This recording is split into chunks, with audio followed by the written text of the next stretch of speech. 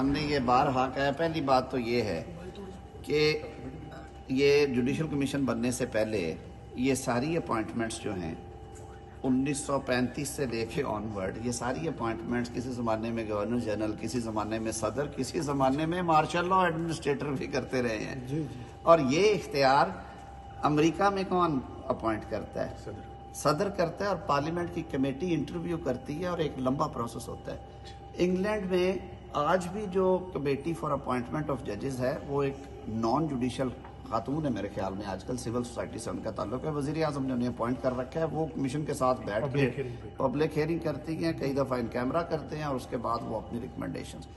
بھارت میں اپوائنٹمنٹ اور ریموول میں پارلیمنٹ میں ووٹ بھی ہوتا ہے کئی جگہوں پہ.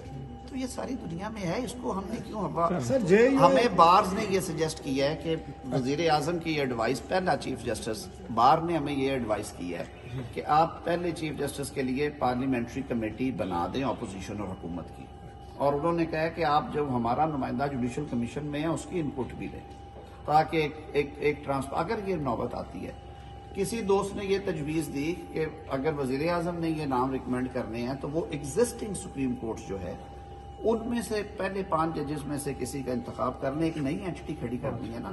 تو جو لوگ آلریڈی سپریم کورٹ میں بیٹھے ہوئے وہ یہ سارے پروسیس سے گزر کے آئے ہیں، وہ پاکستان کے ججز ہیں. یار ابھی جلدی ہے بھائی، 1.5 مہینے سے یہ معاملہ چل رہا ہے. کہہ رہی ہے کہ 200 کیسز ہیں جو آئینی کانسٹیٹیوشنل ہیں، اور اس سب پہ تو لیٹ ہو گیا ہے. اس کے لیے وہ کہہ رہے ہیں کہ بینچ بنا دیں موجودہ سپریم کورٹ. 200 کانسٹیٹیوشنل کیس تو ایک نمبر ہے جو اوریجنل جورسڈکشن میں ہے.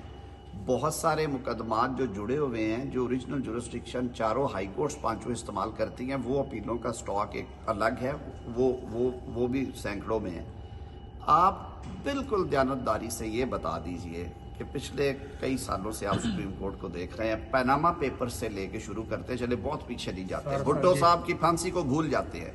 پیناما پیپر سے لے کے آج تک دل پہ ہاتھ رکھ کے بتا دیں کہ بشیر بھوٹے اور گامے کو زیادہ ٹائم ملا ہے سپریم کورٹ میں، یا سیاسی جو تماشے لگتے ہیں ان کو زیادہ ملا.